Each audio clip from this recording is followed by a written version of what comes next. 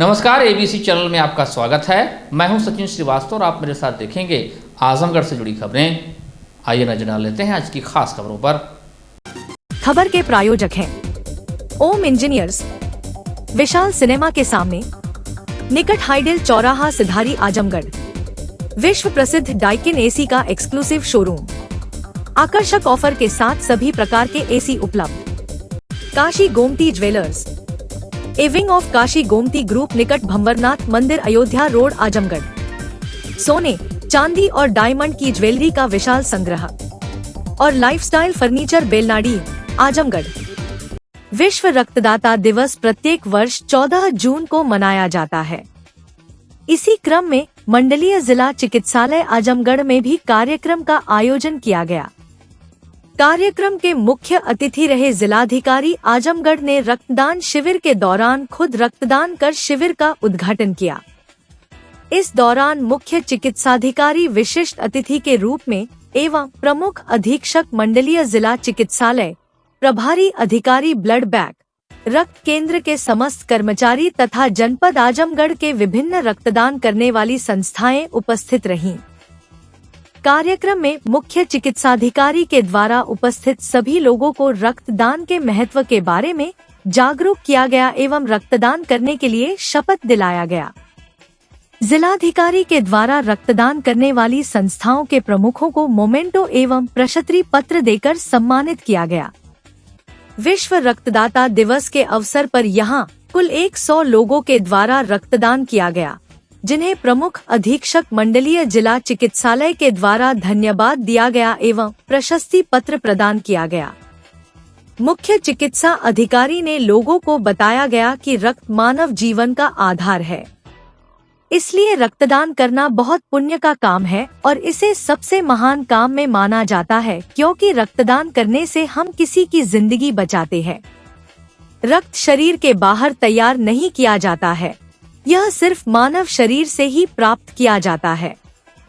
जिलाधिकारी रविंद्र कुमार ने कहा कि हर किसी को रक्तदान के महापर्व में निश्चित रूप से भाग लेकर रक्तदान करना चाहिए, ताकि जरूरतमंदों की समय रहते जान बचाई जा सके। आज विश्व रक्तदाता दिवस 2025 है, जिसके अवसर पर मंडलीय जिला चिकित्सालय आजमगढ़ के प्रांगण में स्वास्थ्य विभाग और जनपद के सम्मानित एनजीओ द्वारा रक्तदान शिविर का आयोजन किया गया है, जिसमें लगभग 100 से ज़्यादा लोग रक्तदान कर रहे हैं।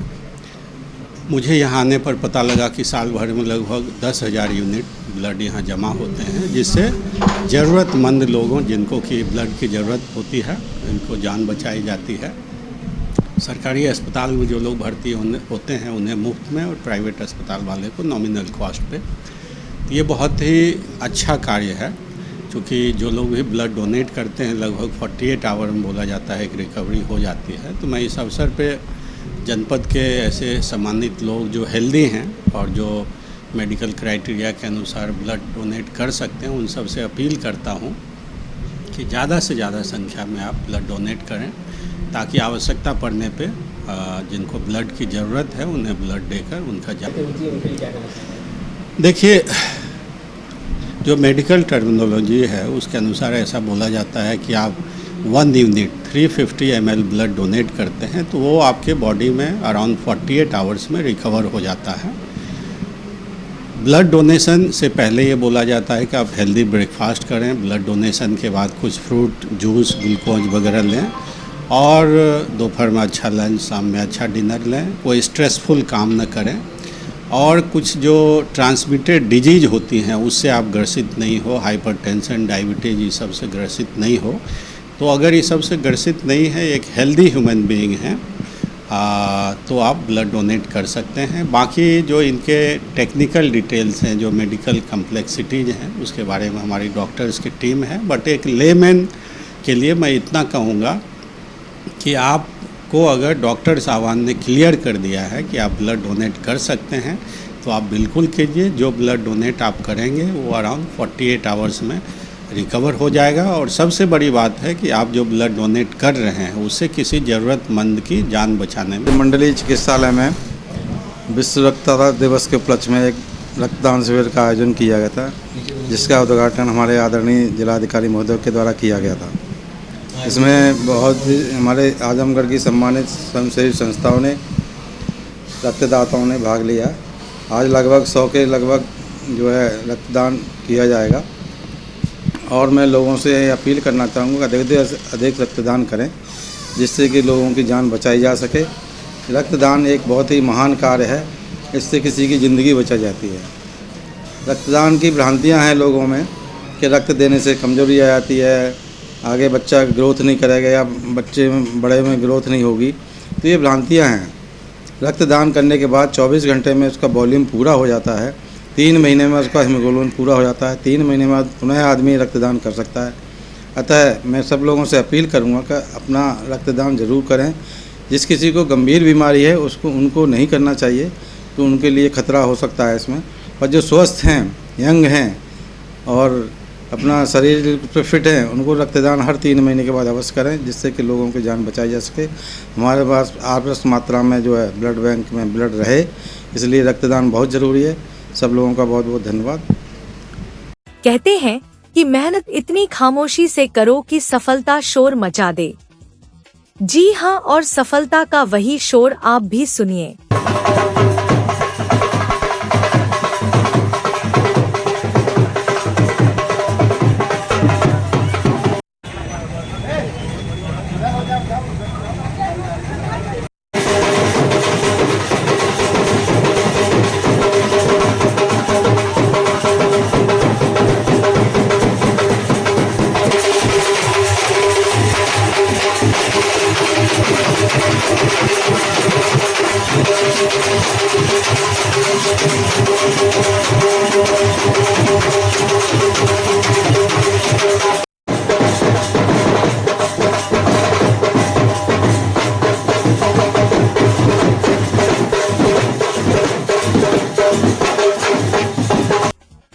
अत्रौलिया क्षेत्र के लिए यह गौरवपूर्ण क्षण उस समय आया जब हैदरपुर गांव निवासी श्याम यादव पुत्र लालचंद यादव ने यूपीएससी सीएपीएफ असिस्टेंट कमांडेंट परीक्षा में ऑल इंडिया दूसरी रैंक हासिल कर न सिर्फ अपने परिवार बल्कि पूरे क्षेत्र का नाम रोशन किया। गांव लौटने पर मदियापार मोड़ से ही उनका ढोल नगाड़ों और मिठाइयों के साथ जोरदार स्वागत किया गया। महिलाओं और ग्रामीणों की खुशी देखते ही बन रही थी। 25 वर्षीय श्याम यादव की प्रारंभिक शिक्षा दिल्ली तथा रामनगर, अंबेडकर नगर स्थित श्री कृष्णा स्कूल में हुई, जहां से उन्होंने हाई स्कूल और इंटरमीडिएट की पढ़ाई पूरी की। तत्पश्चात झांसी से बीटेक करने के बाद वर्ष 2022 में उन्होंने लेखपाल परीक्षा दी थी और 2024 में लेखपाल पद पर नियुक्त भी हो गए। इसी बीच उन्होंने अपने लक्ष्य पर टिके रहते हुए यूपीएससी सीएपीएफ परीक्षा की तैयारी जारी रखी और दूसरे प्रयास में देश भर में दूसरा स्थान हासिल किया। श्याम यादव 3 बहनों में सबसे बड़े हैं। अपनी सफलता का श्रेय उन्होंने अपने माता पिता, चाचा मोती यादव और अपने शिक्षकों को दिया। उन्होंने युवाओं को संदेश देते हुए कहा कि पढ़ाई में घंटों की गिनती नहीं, समर्पण मायने रखता है। जब तक लक्ष्य ना मिल जाए, पूरी लगन से जुटे रहना ही सफलता की कुंजी है। इस गौरवपूर्ण अवसर पर पिता लालचंद, चाचा मोती यादव, आशीष सोनकर, अमर सोनकर, सुनील यादव, आशीष अत्रौलिया, नीरज तिवारी, सुधाकर यादव, राम आधार यादव, अजीत सिंह, अरुण यादव समेत बड़ी संख्या में लोग मौजूद रहे और सभी ने श्याम यादव की इस उपलब्धि पर गर्व व्यक्त किया। प्राथमिक शिक्षा मेरी कक्षा 5वीं तक दिल्ली में हुई थी। उसके बाद कक्षा 6 से 12वीं तक यहाँ रामनगर में हुई थी। उसके बाद हमने बीटेक किया था झांसी से और उसके बाद तैयारी की थी। तो अभी कैसे ये पहले अटेम्प्ट में निकाला, कैसे ये नहीं, ये मेरा दूसरा अटेम्प्ट था। पहला अटेम्प्ट पिछले साल था जिसमें मैं इंटरव्यू के बाद मेरिट आउट हुआ था और इस बार मेरा ऑल इंडिया रैंक 2nd आया है। तो कैसा लग रहा है जब यहाँ पे गाँव में आए हैं, स्वागत कर रहे हैं परिवारजन, स्थानीय लोग, कैसा लग रहा है? बहुत अच्छा लग रहा है। काफी टाइम बाद सुकून मिल रहा है। बस इतना लंबा तैयारी के बाद जब मिलता है तो अच्छा ही लगता है। क्या कुछ क्षेत्र में किस तरीके से पढ़ाई करते थे ग्रामीण क्षेत्र में, और किसका श्रेय देना चाहेंगे इसको? श्रेय तो किसी एक व्यक्ति को नहीं जाता है, पर सबसे ज्यादा श्रेय जाएगा मेरे माता पिता को, परिवार वालों को और उसके अलावा भी बाकी सभी लोगों को जिन्होंने अभी तक साथ दिया है। दोस्त लोग हैं बहुत सारे, उसके अलावा चौधरी सर हैं, पिछले 2 साल से गाइड कर रहे हैं मुझे। सीएपीएफ के सारे लोग लगभग जानते होंगे उन्हें। तो यही लोग हैं जिनके प्रति ज्यादा श्रेय क्या जाएगा। कहना चाहेंगे अपने क्षेत्र के स्टूडेंट नौजवानों को किस तरह से पढ़ाई करें, क्या क्या घंटे पढ़ाई की? स्टूडेंट्स के लिए यही कहना चाहूंगा कि घंटे से बहुत ज्यादा मतलब नहीं होता है। बस एक ही बात है कि जब तक तैयारी कर रहे हैं हमेशा लगे रहें। बस एक लाइन उनके लिए है कि कोई फर्क नहीं है, सब कुछ जीत लेने में और अंत तक हिम्मत ना हारने में। शुरू से आप चाहते थे कि एक ऑनर में पढ़े कि किसी और चीज तैयारी करें? शुरू से तो सर ऐसा है कि जब मैं कॉलेज में था तब से मेरा यही था कि फोर्स में जाना है। तो मैंने 5 अटेम्प्ट सीडीएस के दिए थे, 3 एफकेट के दिए थे। रिटर्न सारे क्लियर थे, बट एसएसबी में रिकमेंड नहीं हो पा रहा था। और सीएपीएफ में भी ये मेरा दूसरा अटेम्प्ट था। तो अगर टोटल मिला दे तो ये 10वां अटेम्प्ट था। और अभी तक रिटर्न सारे क्लियर थे, बस थोड़ा थोड़ा रह जा रहा था। तो इस बार फाइनली प्रेरणा कहाँ से मिली कि फौज में आना है? कहाँ से आपका इलज कैसे बनाया क्या आपने? प्रेरणा बस कुछ लोग थे, कुछ सीनियर लोग थे, उन्हीं को देख के मिली थी। बहुत अच्छा लग रहा है। कैसे पढ़ाई करते, क्या लगता था इस तरह आ जाएगा? नहीं, ये सबकी लीला है, सब इनकी मेहनत का फल है। हाँ, सबका आशीर्वाद है। कैसे तैयारियां करता था, कैसे पढ़ता था? बहुत कुछ बताएंगे? अच्छे, कभी हमें टोकना ही नहीं पड़ा। जैसे घर में कितना से पढ़ता था, कभी डांटे हो, कभी कुछ कभी नहीं, कुछ नहीं।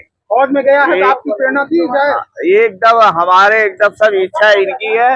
हमारा जो कर्म था वो हम करते रहे। हाँ, जो भी है सबके आशीर्वाद से वो वहाँ तक पहुँचे कितने हैं। बच्चे हैं आपके? हमारे 4 बच्चे, 3 लड़कियाँ 1 लड़का। आजमगढ़ शहर के नरौली में स्थित Rama hospital and trauma centre में कार्यरत डॉक्टर तौहीद अहमद के विरुद्ध गैर इरादतन हत्या का मुकदमा दर्ज हुआ है।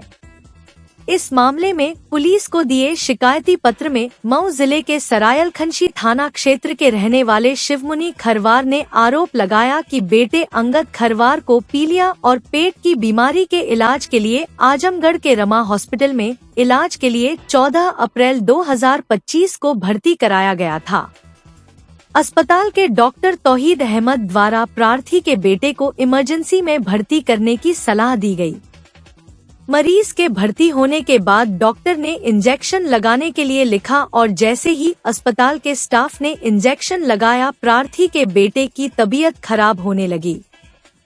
इसके बाद प्रार्थी ने इस बारे में अस्पताल के स्टाफ को जानकारी दी और डॉक्टर तौहीद अहमद को भी जानकारी दी गई, पर कोई सुनने को तैयार नहीं हुआ। डॉक्टर तौहीद अहमद दूसरे मरीजों को देखते रहे। ऐसे में पीड़ित ने अपने बेटे को किसी दूसरे अस्पताल में रेफर करने की मांग की, जिसके बाद अस्पताल के स्टाफ ने पीड़ित को धक्का देकर भगा दिया। इसके साथ ही अस्पताल की तरफ से कोई मदद नहीं मिली। ऐसे में प्रार्थी के बेटे की तबीयत लगातार बिगड़ने लगी और इलाज के अभाव में मौत हो गई। जिले के सिधारी थाने की पुलिस को दिए शिकायती पत्र में पीड़ित ने आरोप लगाया कि पीड़ित से इलाज के नाम पर 5 घंटे में 50,000 रुपए की वसूली की गई। इसके साथ ही पीड़ित का कहना है कि अस्पताल द्वारा जारी मृत्यु प्रमाण पत्र में उल्लेख किया गया कि मरीज की मौत हृदय गति रुक जाने के कारण हुई है, जबकि पीड़ित के बेटे का ब्लड एक और अन्य जांच नॉर्मल थी। पीड़ित ने जब इलाज की फाइल मांगी तो अस्पताल प्रशासन ने देने से इनकार कर दिया। ऐसे में पीड़ित ने इस मामले में प्रदेश के मुख्यमंत्री, मुख्य सचिव और पुलिस महानिदेशक को भी शिकायती पत्र लिखा। इस मामले में सिधारी थाने में मुकदमा दर्ज कर पुलिस मामले की छानबीन में जुड़ गई है। वहीं इस मामले में Rama hospital and trauma centre के डायरेक्टर डॉक्टर अमित सिंह ने बताया कि मरीज अल्कोहलिक था। 2 साल से उनका लिवर खराब था, साथ में वह हेपेटाइटिस बी पॉजिटिव भी था। जिस दिन वह अस्पताल आए थे उस दिन उनका गुर्दा भी खराब था, लीवर भी खराब था। ऐसे मरीज बहुत ही सीरियस मरीज की श्रेणी में आते हैं। उनका बेहतर इलाज डॉक्टर और अस्पताल ने किया, लेकिन अपना बेस्ट करने के बावजूद कई बार जब बीमारी बहुत आगे निकल जाती है तो मरीजों को नहीं बचा पाते हैं। डॉक्टर अमित सिंह ने बताया कि मरीज के परिजनों से जो 50,000 रुपए दिए जाने की बात कही है वह गलत है। कुल 3,500 रुपए लिया गया था 5 घंटे के इलाज के लिए। कहा कि किसी भी मरीज के इलाज में डॉक्टर अपना बेस्ट देते हैं, लेकिन अगर इस तरह से आरोप प्रत्यारोप और गैर इरादतन हत्या के आरोप लगाकर मुकदमा दर्ज करने की मांग होती रहेगी तो इससे डॉक्टर भी डरने लगेगा और मरीज का इलाज करने से बचने लगेगा। मरीज को बनारस, लखनऊ, दिल्ली रेफर करने लगेगा, जिससे गरीब मरीजों को बहुत ही मुसीबत का सामना करना पड़ेगा। कहा कि जो आरोप लगाए गए हैं उसका जवाब दिया जाएगा। सभी आरोप बेबुनियाद और निराधार हैं। ज़्यादा मैं कुछ नहीं कहूँगा, बस मरीज़ के बारे में बताऊँगा कि ये एक अल्कोहलिक मरीज़ था और उनकी वजह से उनको 2 साल से अल्कोहल की वजह से लीवर ख़राब था। साथ में वो हेपेटाइटिस बी पॉजिटिव भी थे और जब वो जिस दिन आए थे उस समय उनका गुर्दा भी ख़राब हो गया था, लीवर भी ख़राब हो गया था। और पूरा स्पेसिफिक जानकारी देने के लिए मैं बता दूं कि उस समय उनका पीलिया 4 था, उनके क्रिएटिनिन जो था 4.90 था, उनका यूरिया 172 था और पोटेशियम 7.80 था। हम सभी जानते हैं इसको हम लोग कहते हैं हिपैटोरीनल सिंड्रोम, और हिपैटोरीनल सिंड्रोम की जो प्रोग्नोसिस होती है ऐसे मरीजों की बहुत ख़राब होती है। तो अगर हम इनकी पूरी जो रोग था उसकी बात करें तो उसको हम लोग ऐसे कहते हैं कि alcoholic liver disease with hepatitis B with hepatorenal syndrome with hyperkalemia. ऐसे मरीज बहुत ही सिक, बहुत ही सीरियस मरीजों की श्रेणी में आते हैं। वो आए थे और उनका इलाज किया गया है और जो बेस्ट से बेस्ट हो सकता था वो हॉस्पिटल ने किया, डॉक्टर ने किया, लेकिन अपना बेस्ट करने के बावजूद भी कई बार डॉक्टर जब बीमारी बहुत आगे निकल जाती है तो मरीजों को नहीं बचा पाता है। और जैसा कि उन लोगों ने कहा कि 5 घंटे में 50,000 रुपये ले लिए गए, तो मेरे पास अभी मेडिकल बिल तो नहीं अवेलेबल है, लेकिन मैंने एक बार डिस्चार्ज के बिल का वो मंगाया था, वो 3550 रुपये लिए गए हैं उनसे 5 घंटे के। और किसी के घर में कोई एक्सपायरी होती है या डॉक्टर किसी मरीज़ का ट्रीटमेंट कर रहा है, एक्सपायरी होती है, तो ऐसा नहीं कि डॉक्टर को दुख नहीं होता है।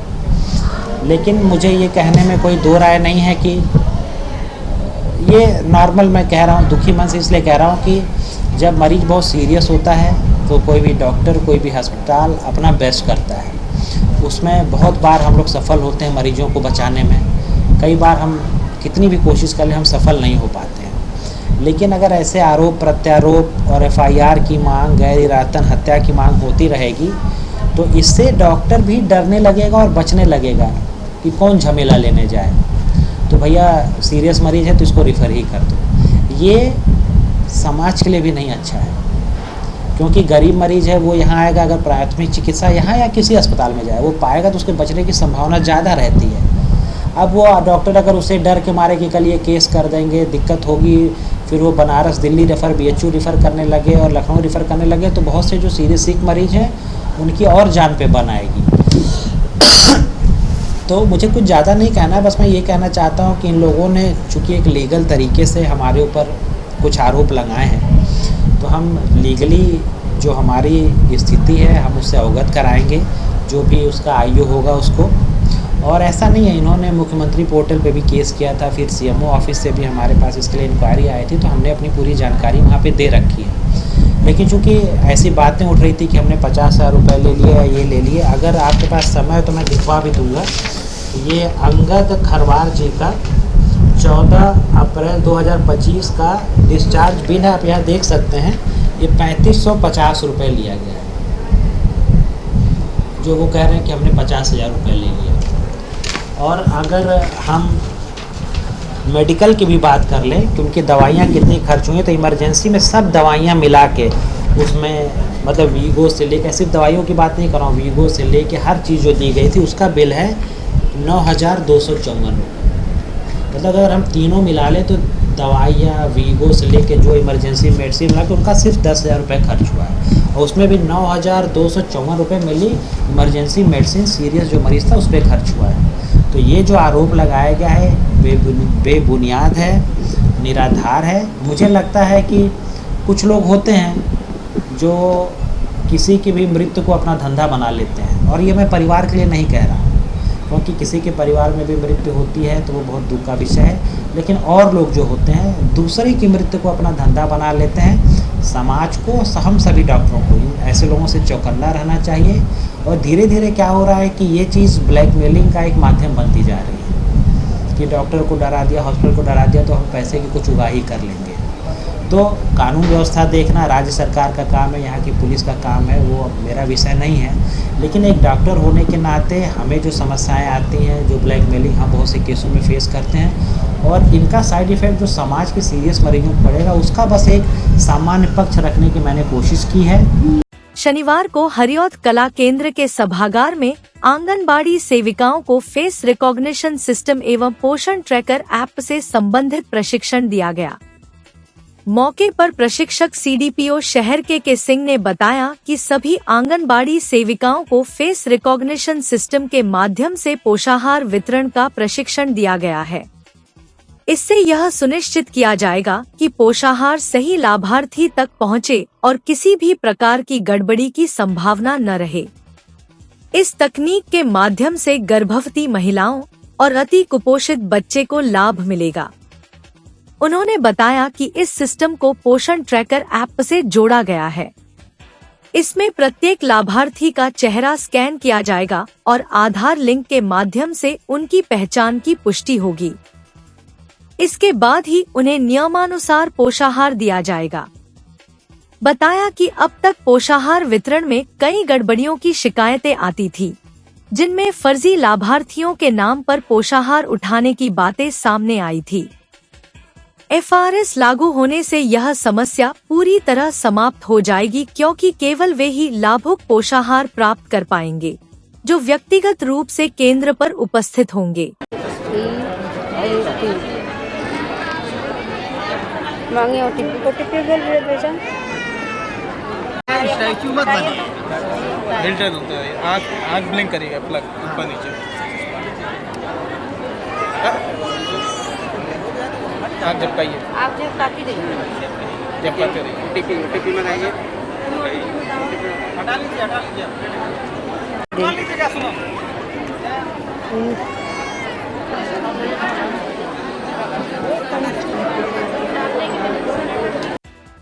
जिला कार्यक्रम अधिकारी हेमंत सिंह ने बताया कि जिले के सभी आंगनबाड़ी केंद्रों से संबंधित सेवाओं की गुणवत्ता में सुधार व इसके अनुश्रवण की प्रक्रिया आसान बनाई जा रही है। इसको लेकर केंद्रों की सतत निगरानी व अनुश्रवण के लिए पोषण ट्रैकर ऐप के उपयोग का निर्णय लिया गया है। पोषण ट्रैकर नाम के इस ऐप के सफल क्रियान्वयन को लेकर ब्लॉक व जिला स्तर पर आंगनबाड़ी सेविकाओं को प्रशिक्षण दिया जा रहा है।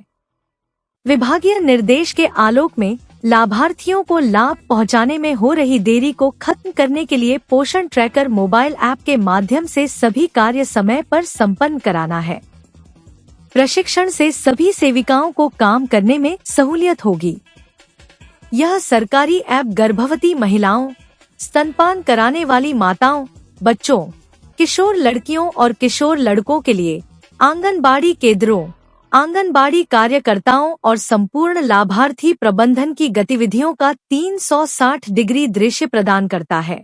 और आज जिलाधिकारी महोदय के निर्देश के क्रम में आज प्रशिक्षण का कार्यक्रम हो रहा है और जिलाधिकारी महोदय द्वारा ये टारगेट दिया गया है कि हम लोग 30 दिन में जो फेस कैप्चरिंग और ई-केवाईसी करना है पोषण ट्रैकर पे। अब पोषण ट्रैकर पे एक नई व्यवस्था हो गई है कि जिसका ई-केवाईसी और फेस कैप्चरिंग होगा उसी को आगे हम लाभ दे पाएंगे। तो ये 1 जुलाई से लागू होना है, इसलिए जिलाधिकारी महोदय का स्पष्ट निर्देश है कि तब तक हम लोग सारे कार्यक्रम को पूरा कर लें। उसी के क्रम में आज यहाँ ट्रेनिंग हो रही है और कल जो है ये ब्लॉकों पर सभी ट्रेनिंग होगी। सभी आंगनबाड़ियों को बुलाया जाएगा लाभार्थी के साथ और लाइव ट्रेनिंग करके दिखाया जाएगा, जिससे कि हम लोग अगले 1 सप्ताह में या 10 दिन में मैक्सिमम हम लोग कार्य को 100% पूरा कर सकें। ये ट्रेनिंग है, ये पोषण ट्रैकर के लिए ट्रेनिंग है। इसमें हमारे सीडीपीओ हैं, आंगनबाड़ी कुछ आई हैं अपने लाभार्थी को लेकर के, और हमारे जो बीसी होते हैं ब्लॉक कोऑर्डिनेटर जो कंप्यूटर ऑपरेटर हैं आईसीडीएस के वो हैं, और एनआरएलएम विभाग के जो कंप्यूटर ऑपरेटर होते हैं वो हैं, और मनरेगा विभाग के जो कंप्यूटर ऑपरेटर होते हैं ब्लॉकों पे वो हैं। ये सभी लोग मास्टर ट्रेनर के रूप में ट्रेन किए जा रहे हैं आज, और ये कल जा करके तीनों लोग और सीडीपीओ साहबान 4 लोग मिल करके सभी आंगनबाड़ियों को ब्लॉकों पर ट्रेन करेंगे। हाँ, जो वितरण हो रहा है, अब वो वितरण सरकार का ये कहना है, शासन का ये कहना है कि वो वितरण अब फेस कैप्चर करके ही किया जाएगा। तो जो भी लाभार्थी हमारा जब जिसकी ई-केवाईसी फेस कैप्चरिंग हुई रहेगी, जब वो लाभार्थी पुष्टाहार लेने आएगा तो उसका फेस कैप्चर होगा, मिलान होगा, तभी उसको वितरण किया जाएगा। तो अब फेस कैप्चर के माध्यम से वितरण होना है भविष्य में, इसलिए। और जो नए लाभार्थी भी अब हमको जोड़ने हैं वो 1 अगस्त से फेस कैप्चर करके ही EKYC करके ही हम लोग ऐड कर पाएंगे। तो इसलिए ये महत्वपूर्ण कार्यक्रम है और DM साहब का सख्त निर्देश है कि इसको हम लोग ओम इंजीनियर्स, विशाल सिनेमा के सामने निकट हाइडल चौराहा, सिधारी, आजमगढ़। विश्व प्रसिद्ध डाइकिन AC का एक्सक्लूसिव शोरूम। हमारे यहाँ 1 टन, 1.5 टन इन्वर्टर और non inverter AC, 1.5 ton 5 star AC, 1.5 ton 5 star premium AC, 1.8 ton AC, 1.8 ton 5 star AC, 2.2 ton AC, 2.5 ton AC, 2.60 ton AC, tower AC, cassette AC, BRB AC और table AC उपलब्ध। Bajaj finance की सुविधा उपलब्ध।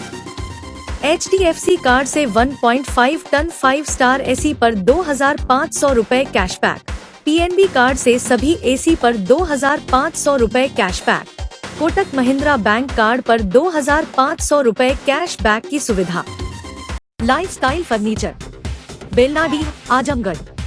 सभी प्रकार के furniture एवं electronic सामानों की भरपूर रेंज उपलब्ध। हमारे यहाँ EMI की सुविधा 0% ब्याज पर उपलब्ध। इलेक्ट्रॉनिक सामानों में LED TV, refrigerator, washing machine, air conditioner, air cooler, deep freezer, water cooler, mixer juicer, iron, fan, induction, battery, inverter, electric geyser, gas geyser, आटा चक्की इत्यादि। फर्नीचर के सामानों में बेड, गद्दा, सिंगारदान, अलमीरा, sofa, table, chair, rack, stool, संदीली, सीढ़ी, डाइनिंग टेबल, झूला आदि। शादी विवाह की हो तैयारी या ऑफिस और घर के लिए सामानों की करनी हो खरीदारी, पहुँचिए lifestyle furniture, Belnadi, Azamgarh. Kashi Gomti jewellers, a wing of Kashi Gomti group, निकट भंवरनाथ मंदिर, अयोध्या रोड, आजमगढ़।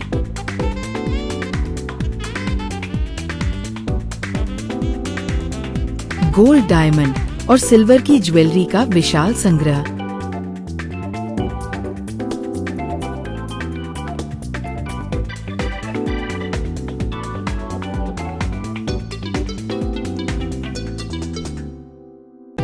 शादी के गहनों का संपूर्ण पैकेज मात्र 1,51,000 रुपए में। शुद्धता की 100% गारंटी। खूबसूरत लम्हों को बनाएं और यादगार।